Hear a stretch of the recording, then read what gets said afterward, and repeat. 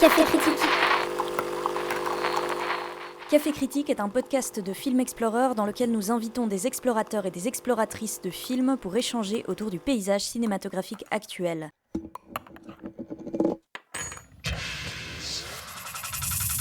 Flux 4 Fever. Flux 4 est une émission un petit peu spéciale pour commencer cette journée au Festival de cinéma Entrevue de Belfort, puisque notre ami Giuseppe Di Salvatore, fondateur du site spécialisé dans les images en mouvement filmexplorer.ch, nous a rejoint. Bonjour. Bonjour Giuseppe. Bonjour Nicolas. Quand je disais nous, je veux bien sûr parler aussi de Öykü Sofioğlu, autrice et critique de cinéma, et de Olivier Legras, notre metteur en son, et en proie à un gros rhume de saison. Olivier, il faut dire qu'il ne devrait pas tarder à neiger à Belfort. Raison de plus sans doute de venir se réchauffer dans une salle de cinéma. Alors Öykü et Giuseppe, vous allez nous faire part de vos sentiments et de vos réflexions autour de 3 longs métrages présentés en compétition cette année et qu'il nous a paru important de rassembler dans ce programme de discussion critique, car d'une part ils nous viennent tous les 3 des États-Unis, un pays dont le récit national semble, sinon au point mort, en tout cas assez inaudible aujourd'hui et dont nous avons un peu de mal à comprendre les aspirations sociétales et politiques.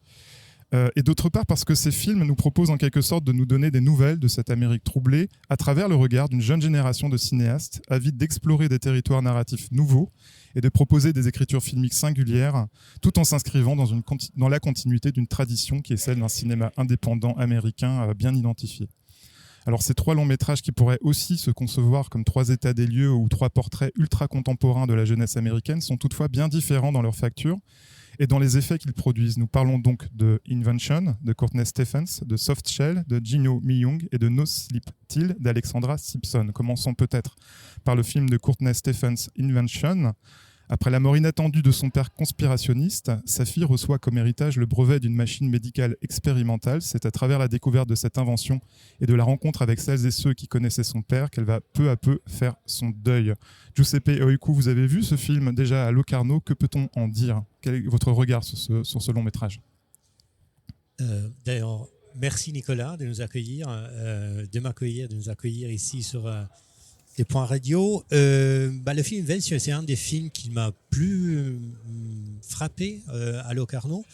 C'est un film petit, ça pourrait passer comme un film petit, c'est un film pas très long et qui bouge pas après pas en douceur, je dirais. Il n'y a pas des grands drames, mais il y a le drame, comme tu l'as dit, de cette protagoniste qui cherche de se réconcilier avec la figure du père, figure rejetée, figure qui incarne le rêve américain, l'American Dream, personnage optimiste, inventeur, justement, tout le nom du film Invention, et qui surtout est mêlé justement à ce discours conspirationniste et à des croyances par rapport à des retrouvailles technologiques assez improbables.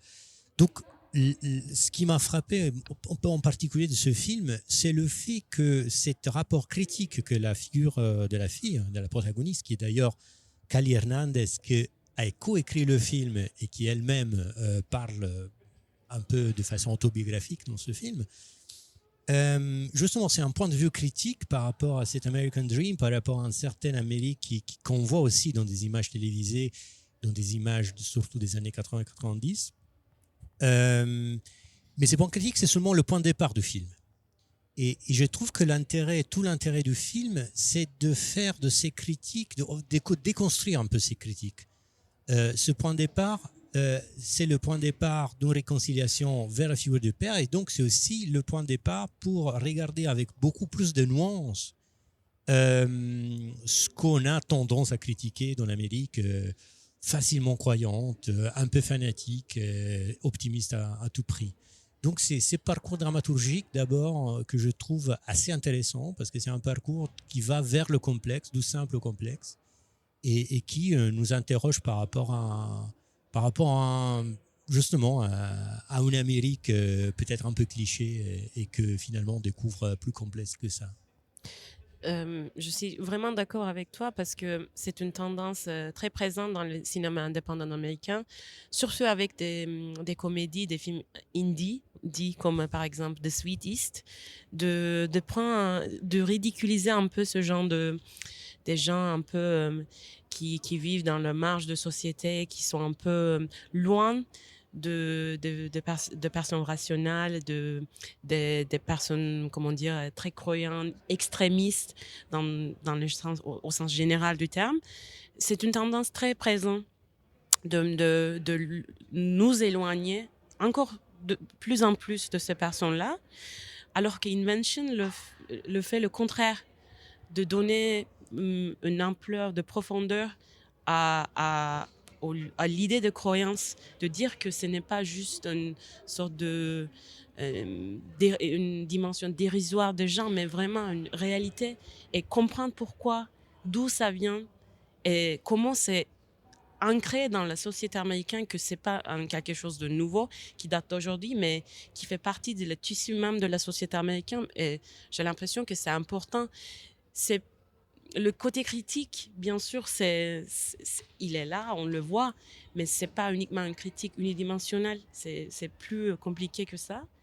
Et ce qui m'intéressait le plus, j'aime beaucoup les narrations méta, donc qui est un peu, comment dire, qui crée une sorte de double lecture de la réalité de l'actrice, et en utilisant, créer une autre réalité, en ajoutant quelque chose. Et ce qui m'a plu dedans, c'était aussi cet aspect-là, je pense.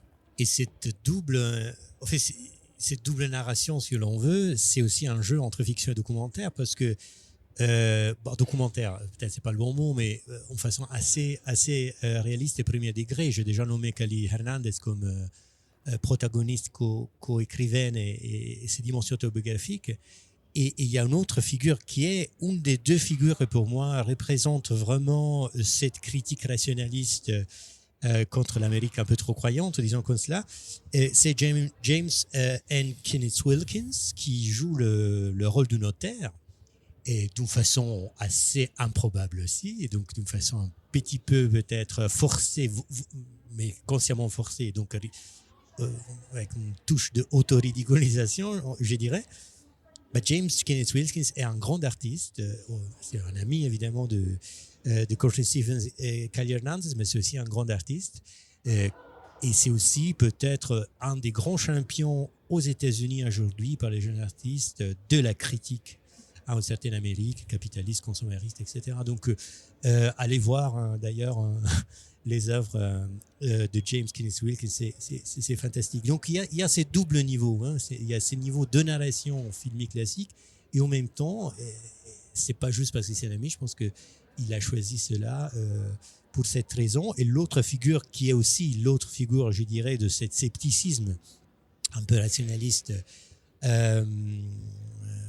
qui incarne le film, c'est Sam McLean, qui est aussi un auteur et réalisateur de films indie, comme tu disais justement.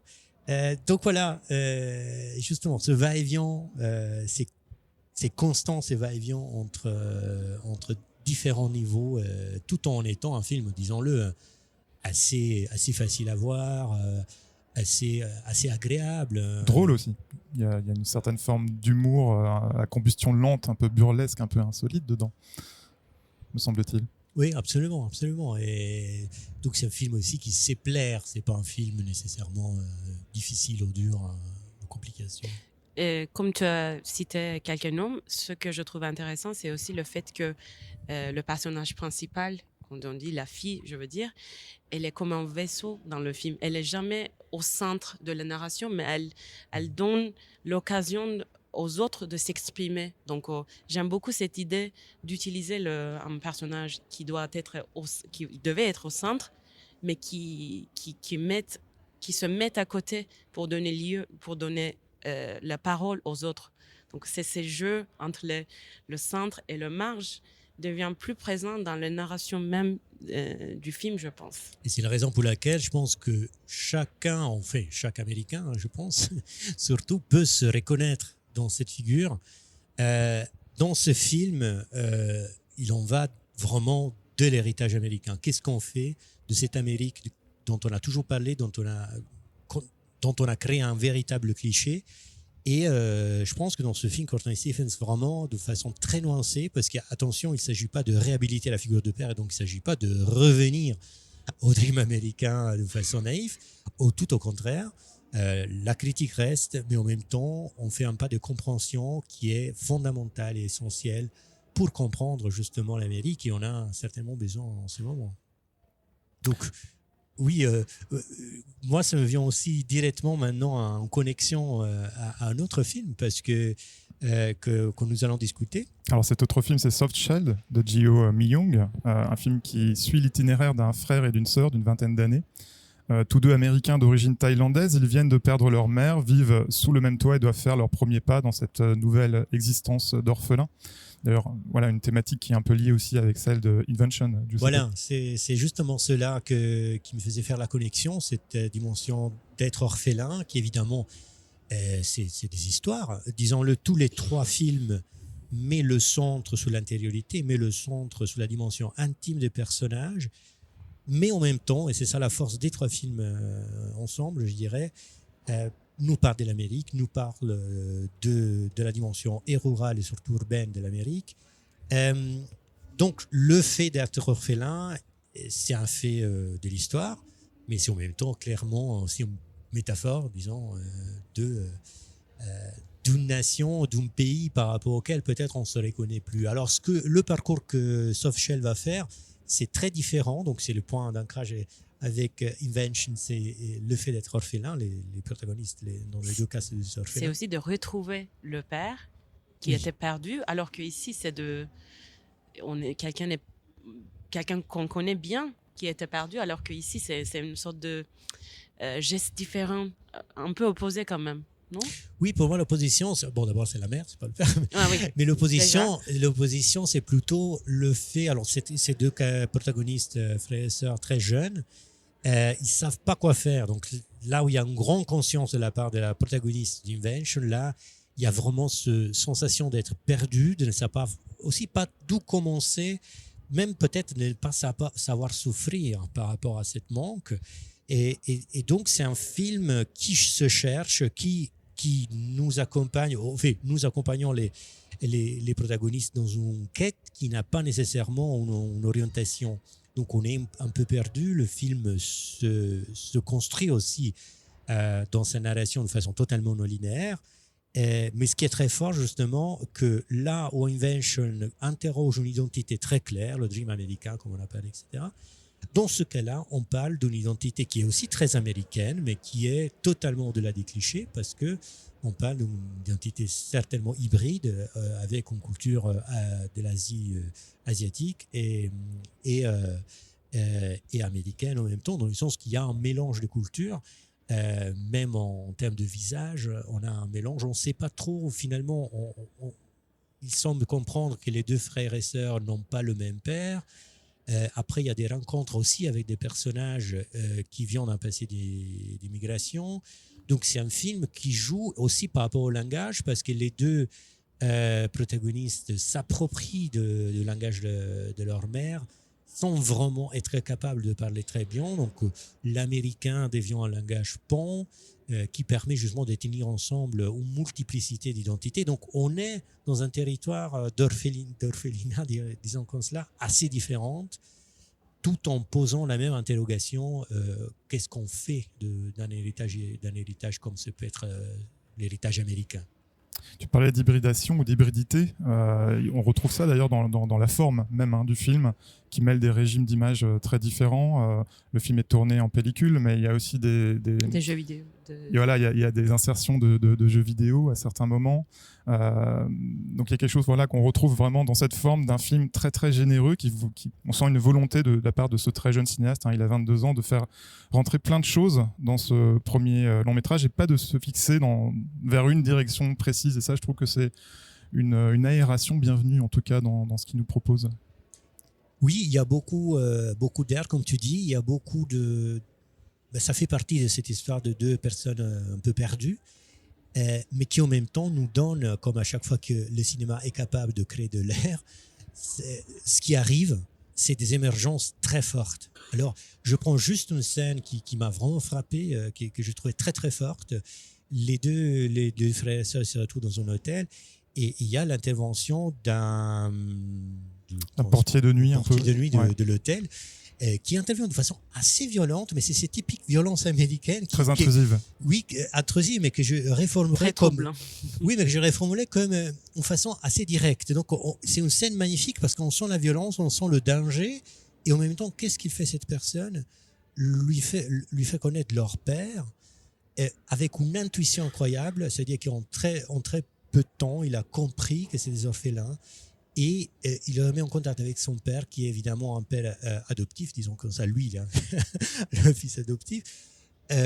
Donc, pour mettre en contact des personnes, des âmes similaires ou des âmes apparentées par leur biographie. Donc, un geste d'une grande tendresse, mais qui vient d'une scène où on pourrait s'attendre presque à un meurtre. Donc, cet air dont tu parles, Nicolas, justement, c'est ce qui nous permet après, dans des petits détails, parce que c'est un film qui travaille vraiment les détails, qui est très délicat, mais qui nous donne après des moments cinématographiques de grande intensité.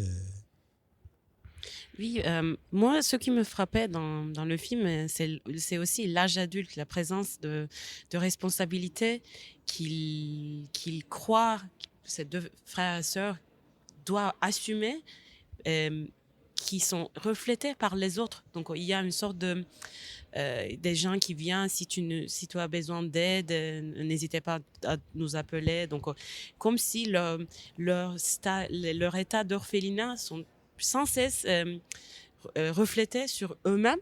Donc, ils doivent confronter cet état, mais jusqu'à la fin, ils essayent de ne pas prendre en considération. Ils essayent de ne négliger, de l'omettre, quoi que ce soit. Mais finalement, ça revient. Donc, parce que comme si ils voulaient continuer leur vie d'avant, comme si rien ne s'est passé. Mais à un moment, je pense que la perte advient, l'expérience, la sensation de la perte, d'une manière très viscérale, advient. Et ils finissent par se confronter à cette expérience de perte. Et je pense que nous non plus, nous ne nous étions pas prêts à faire l'expérience de la perte non plus. Donc, c'est comme si le film nous met aussi en quelque sorte, je ne veux pas dire complice, mais fait partie de leur expérience d'ignorer tout ce qui se passe autour et en nous faisant perdre dans leur quotidien banal où rien à l'apparence ne se passe. Oui, peut-être c'est l'occasion de parler de la caméra, d'ailleurs magnifique, de Rhys Carabosio, cinématographe new-yorkais, parce que j'ai l'impression que la caméra se place de façon toujours latérale. Bon, déjà dans la dramaturgie, comme tu dis, Oiku, nous sommes menés dans des endroits inintéressants qui semblent n'avoir pas particulièrement d'efficacité ou d'importance pour l'évolution d'une histoire constatant au cinéma. Donc, on est toujours mis un peu en marge. Et justement, ça sert à montrer ces difficultés d'aller droit à la chose, d'approcher et de se confronter avec une souffrance, dans ce cas-là, le deuil de la perte de la mère. Mais c'est fait justement pas seulement par la dramaturgie, je pense aussi par la caméra, dont le choix, dans les positionnements, est toujours comme là par hasard. On a toujours un peu la sensation d'être là, témoin par hasard de quelque chose qui se passe. C'est pas une caméra qui met toujours les protagonistes au centre. Il y a un aspect documentaire presque pris sur le vif, en fait, dans le travail. Mais c'est de pas cette intrusif non plus. C'est pas intrusif, même dans les scènes de sexe, qui est assez Tout à fait. bizarre et un peu dérangeant. Peut-être c'est pas le bon mot, mais en quelque sorte troublant pour la personnage de Jamie. Mais même là... C'est plus une scène d'après-sexe, même, finalement. Ouais. Elle aussi est en marge de ce qu'elle veut signifier. Oui, voilà. Donc, moi, je pense que c'est des choix esthétiques.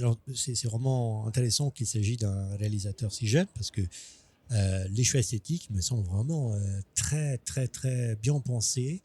Et il y a vraiment un travail. D'ailleurs, c'est vraiment à la fin du film, il y a un carton où c'est écrit réalisé par Shot by, c'est-à-dire le travail du Donc, c'est cinématographe. plus la Et conception du film était faite par le cinéaste. C'est comme si il y a pas le cette cinématographe, idée-là. tu veux dire, ouais. Ouais. Ouais.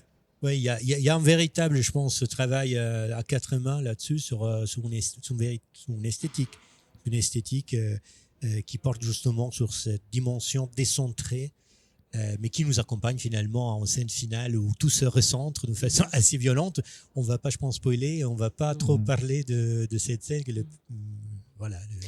Peut-être un mot, si tu veux dire, sur le split screen, parce que ça, c'est aussi une dimension intéressante du film, je trouve. À côté de la présence d'écran de jeux vidéo, il y a aussi une sorte de séparation visuelle de psyché de ces deux personnages à travers l'image même de la split screen. Tu ne trouves pas aussi cette dimension visuelle qui reflète aussi un peu, en quelque sorte, leur état d'âme dans le film? Oui, absolument. D'ailleurs, c'est des images assez particulières. Je ne connais pas ce type de jeu vidéo, mais c'est des images. Ils véhiculent aussi des images. Le split screen, bien sûr, mais après, c'est ensemble avec les images de jeux vidéo. Donc, je pense qu'il y a une multiplication des écrans dans le film en général qui parle de leur être multiple, de cette difficile approchement à leur propre identité.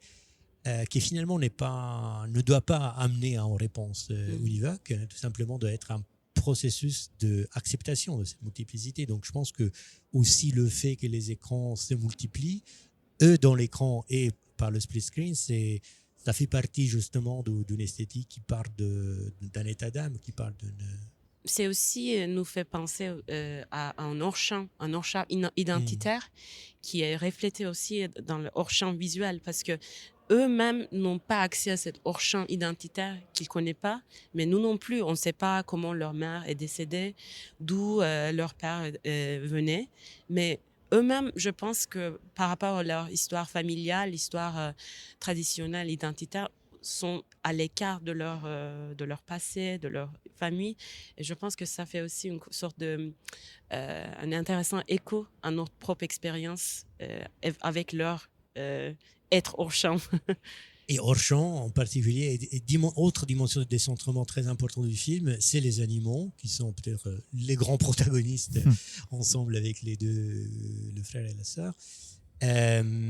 Avec lequel le même réussit à tisser toute une série de différentes relations, de tendresse, d'intérêt, même en approche scientifique, jusqu'à la violence de tuer les animaux pour les manger. Et justement, la scène finale dont on ne va pas parler, va dans ces directions-là. Un élément, mais c'est un des plusieurs dont on pourrait parler, qui nous approche peut-être du troisième film, où il y a aussi un élément de décentrement qui est la nature, mais là, c'est très très bien placé au centre, c'est un ouragan.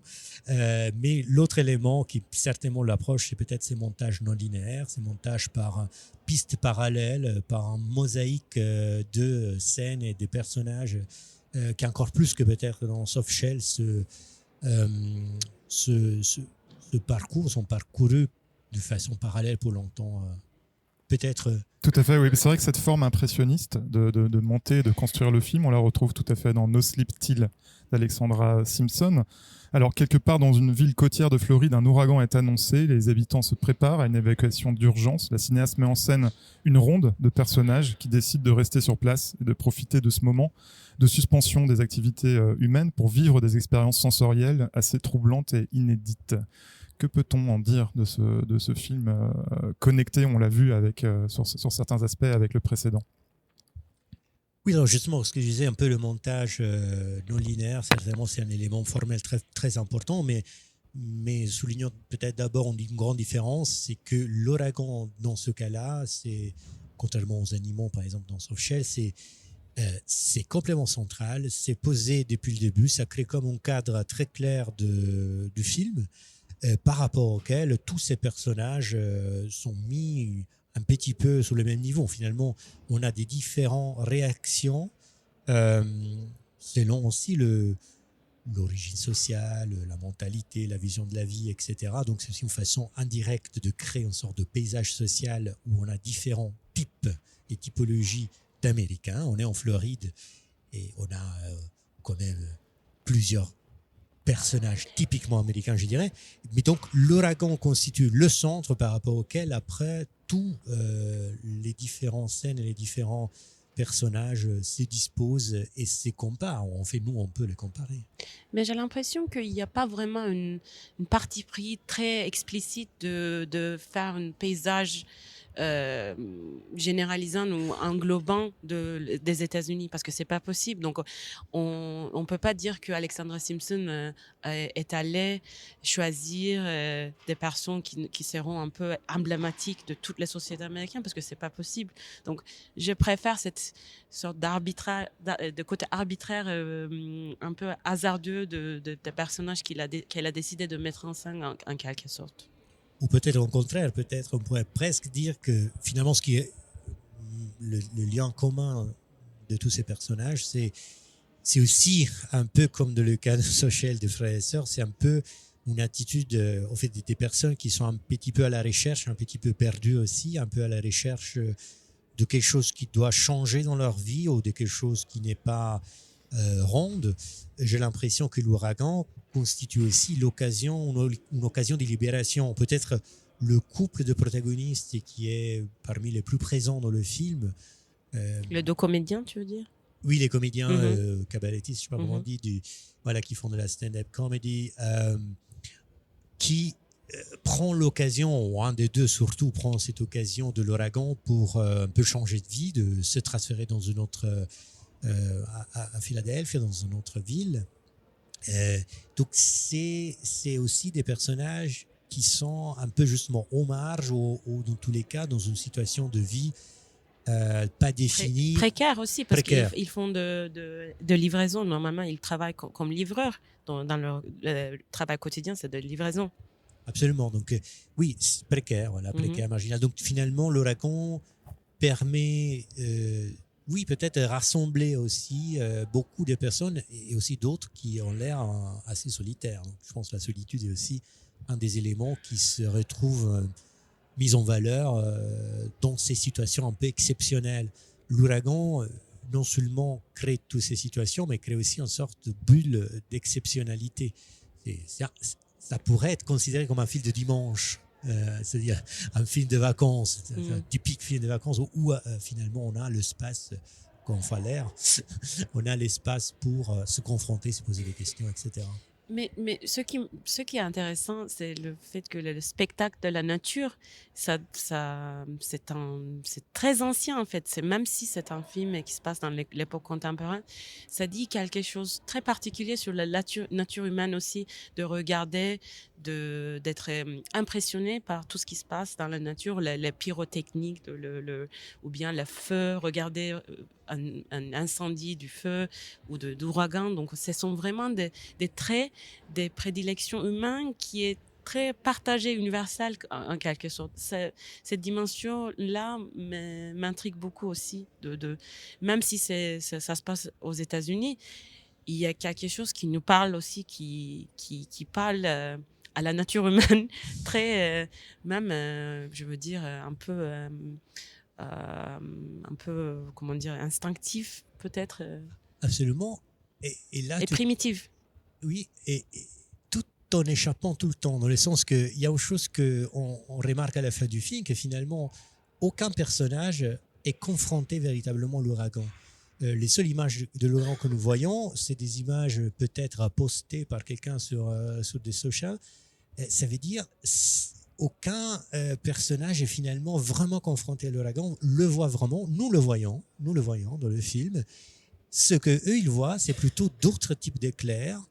Il y a tout un travail de lumière par rapport auquel il faudrait vraiment parler de ce film qui est énorme. Et là, il faut absolument citer justement là aussi le cinématographe Sylvain Marco Froidevaux qui a fait un travail remarquable. On a du néon, on a du feu, on a beaucoup de scènes de nuit évidemment. On a tout un tas de lumière dans la nuit, de lumière dans le noir, qui parle justement de ce peut-être. C'est comme pour moi, c'est comme des figures de l'ouragan qu'on ne saisira jamais. D'un côté, on est confronté à cet ouragan, mais on ne le saisira jamais. on en a des contre-figures ou des exemples dans la vie, dans le monde rural, plutôt que en pleine ville, par ce travail de la lumière. Tu parlais de figure, il y a aussi une autre figure à côté de celle de l'ouragan qui est assez archétypale aussi et sur lequel le film insiste et crée même quelque chose, un champ poétique autour de ça, c'est la figure de la piscine qu'on voit dès le premier plan, qu'on voit régulièrement dans le film. Je disais archétypale, effectivement, la piscine qui représente un peu l'opulence, on l'a vu au cinéma, dans le grand cinéma classique hollywoodien, y compris dans la critique de ce cinéma-là. On l'a vu aussi, par exemple, chez des photographes comme Stephen Shore, on l'a vu en peinture chez David Hockney.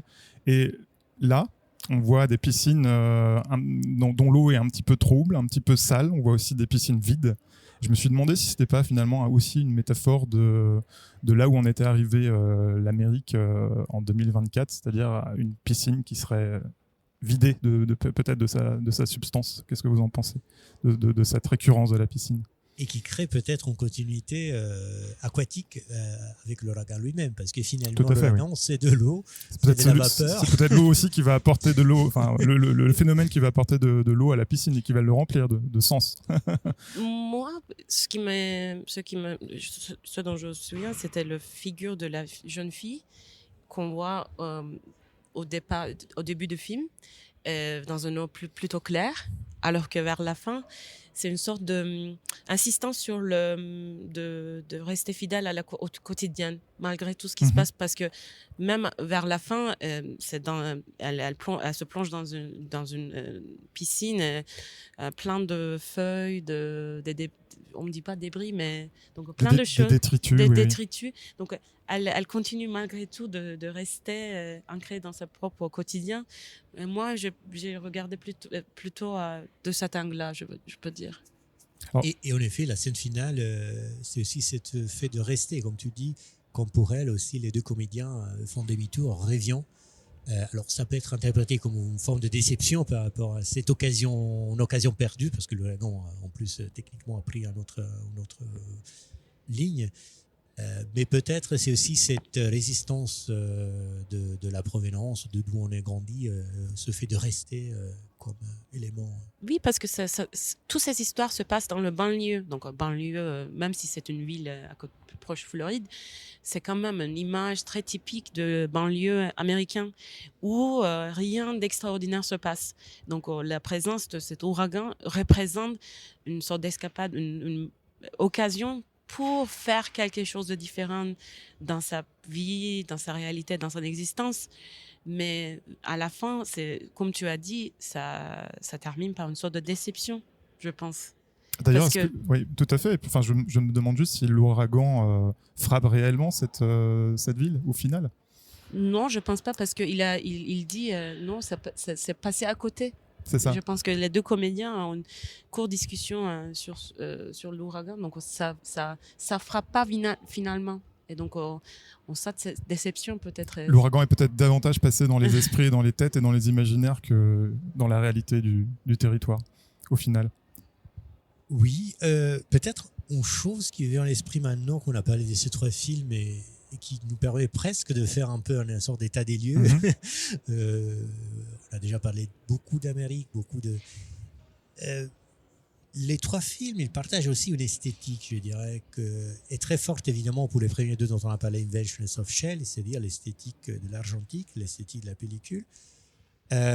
Alors, c'est pas le cas peut-être de No Sleep Till, même si son travail sur l'image est un travail qui cherche vraiment, je dirais presque la sensualité de l'image en dimension physique tellement forte, tellement justement esthétique, qui nous rapproche de l'esthétique en général, qu'on pourrait dire de l'esthétique analogue de la pellicule. Donc je dirais, et je l'ai dit tout simplement aussi pour parler plus en général du cinéma indépendant américain, parce que, et pas seulement, le cinéma indépendant peut-être en général aujourd'hui, il y a une énorme fascination, peut-être encore plus chez les jeunes générations, une énorme fascination par rapport à la pellicule, par rapport au film analogue. Alors, je ne sais pas si c'est une sorte de new normal, c'est une sorte nouvelle mode. Dans tous les cas, c'est quelque chose qui me semble que dans ce film sont peut-être un témoignage et qui me semble assez net Moi, je suis assez pour en termes de goût. Moi, j'adore parce que ça nous donne cette approche, justement, comme je disais, très sensuelle, très physique. Et on a que besoin de ces physicités, je pense, au cinéma. Je ne sais pas ce que vous en pensez. Moi, je me demande si ce recours, c'est vrai, très courant maintenant à la pellicule chez ces jeunes cinéastes du cinéma indépendant américain notamment, c'est pas une manière un retour, en tout cas une volonté d'imprégner quelque chose de leur sujet encore davantage que ce que le permettrait le numérique, qu'on sait un peu plus froid dans la manière de rendre, par exemple, ne serait-ce que les carnations, les peaux des acteurs, leurs mouvements aussi. Donc, je me demande s'il n'y a pas quelque chose comme ça d'un peu réconfortant, rassurant pour ces jeunes gens de se dire qu'avec ce matériel et avec cette technique-là, ils vont vraiment, ils vont faire ils vont faire corps avec leur sujet. C'est une piste. Même si on parle de métaphore, je pense que ça dépend beaucoup des possibilités techniques que ces jeunes cinéastes ont eu l'accès dans leur travail, dans leur parcours. Donc, même si on peut continuer de proposer des métaphores, ça reste quand même très ancré à leurs moyens techniques, financiers ou de leurs propres liens avec les institutions culturelles ou d'économie qui permettent d'utiliser ce matériau, je pense. Mais la pellicule est tout de même réputée beaucoup plus contraignante et chère que l'usage du numérique. Très justement. C'est pour ça. Et donc ce serait une façon comme ça de marquer une rupture et d'être un peu en rébellion par un système ou une économie. Non, je dirais pas. C'est plus parce que si quelqu'un utilise ont le moyen d'utiliser la pellicule, c'est parce qu'ils ont accord quelque chose avec une institution qui peuvent développer la pellicule. Donc c'est plus ça dépend du lien, de networking, quoi. Tu le vois comme un symptôme presque d'une génération bourgeoise, quoi, finalement. D'une gentrification de... Non, je généralise pas, c'est juste une sorte de constat. Moi, je trouve juste une chose importante, c'est qu'il y a beaucoup de conscience, alors je n'ai pas parlé avec les réalisateurs dont on parle aujourd'hui, mais avec d'autres qui utilisent la pellicule, des jeunes cinéastes, et j'ai la sensation qu'il y a un véritable choix, quelquefois aussi avec la difficulté objective de se permettre un matériau plus cher, mais parce que c'est aussi une question du temps et de style de travail. Je pense qu'il y a un besoin de revenir à une simplicité qui est tout autre que simple, dans le sens que c'est contraignant par rapport au choix, mais de revenir à quelque chose, comment dire, de ne pas être toujours dans cet état, on peut tout faire, oui, et on peut tout expérimenter. D'avoir une exigence qui vient de l'extérieur, donc une sorte de contrainte qui te pousse à être contrainte productive, ouais. Tout à fait. Il y a aussi cette chose-là qui me vient à l'esprit, c'est que tous ces cinéastes-là sont très engagés par rapport au vivant. Tu as parlé des animaux, on a parlé d'un ouragan, des phénomènes naturels. En fait, ils filment le vivant, et quoi de plus beau que de filmer le vivant avec du vivant. L'argentique, c'est du vivant, hein, c'est un procédé chimique, c'est de la vie. Donc filmer de la vie avec de la vie est quelque chose de finalement pas si stupide. Et filmer toutes ces choses avec des algorithmes, ça donnerait à mon avis tout autre chose, un autre rendu. Donc voilà, c'est peut-être quelque chose qui pourrait être souligné. Par rapport à ce qui lie tous ces films, je voulais aussi juste dire une petite chose, c'est qu'à mon avis, la qualité de ces trois films, c'est leur imprévisibilité. En effet, chaque nouveau plan, chaque nouvelle séquence nous emmène en territoire inconnu et inattendu. Et je trouve ça à la fois remarquable et très très réjouissant du point de vue du simple plaisir du spectateur que l'on peut éprouver. Qu'est-ce que vous en pensez, Olkou ? Ce qui m'a frappé aussi, c'est de la modestie de ces trois cinéastes. Parce que sur des films qui traitent quand même de sujets sociaux, donc qui est inévitablement lié à ces représentations, ils sont au même niveau que leurs protagonistes ou leurs sujets. Donc, ils ne regardent jamais à une position plus haut. Donc, ils ne sont jamais autant. Donc, comment dire, cette horizontalité. Cette horizontalité, mais une humilité du point de vue, ouais. C'est très remarquable.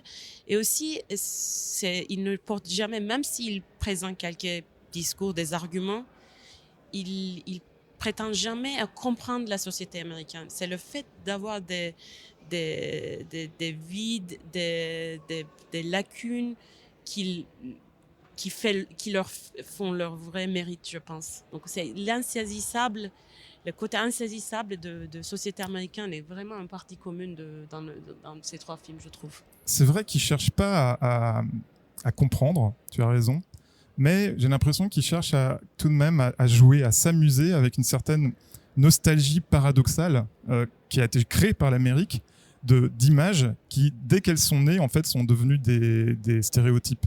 Et ces stéréotypes-là sont utilisés dans les films. Je pense par exemple aux émissions de téléachat qu'on voit dans Invention. Je pense aux motels, enfin toutes ces figures très archétypales, les motels, les piscines, Elvis qu'on voit dans No Sleep Still.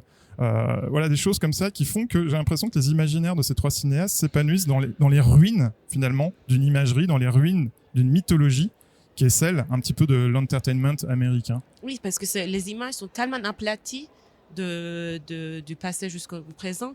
Donc, comment mettre de profondeur à ces images plates? Je pense que c'est ça, une problématique partagée entre ces 3. Et je pense qu'il y a de la compréhension ou pas envie de comprendre, je ne sais pas. Dans tous les cas, il n'y a pas de jugement. Mais plus que par rapport à des thématiques, je dirais, ou à une thématisation des questions sociétales ou des questions, voilà, qu'est-ce que c'est l'Amérique, où va l'Amérique, etc. Je pense que c'est par le style que ces cinéastes convainquent et réussissent vraiment à nous raconter vraiment des histoires de façon intéressante. Et le style, c'est justement de faire respirer les films. Moi, je pense que ce qu'on a dit avant par rapport à l'air, par rapport au rythme, par rapport à la dimension, à l'ascension sans problème de la non-linéarité, de la narration, etc., etc. C'est tous des éléments quelquefois osés, hein, parce que on risque de perdre le spectateur qui est habitué peut-être à des récits préconçus, etc.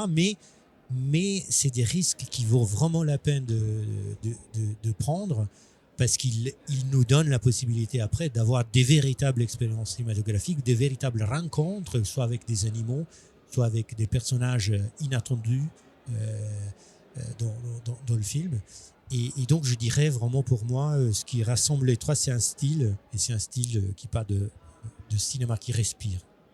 Et ben, c'est sur cette respiration que nous allons clore cette émission. Merci beaucoup, Giuseppe. Merci, Oiku. Merci. Et à très vite sur les antennes de Fluxfort.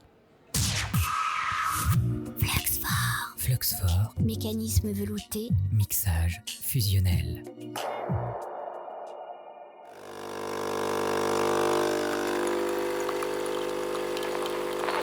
Café critique. Une production de Film Explorer. Pour découvrir les prochains épisodes et explorer nos autres formats, vous pouvez nous suivre sur les réseaux sociaux et vous abonner sur votre plateforme d'écoute préférée. À bientôt!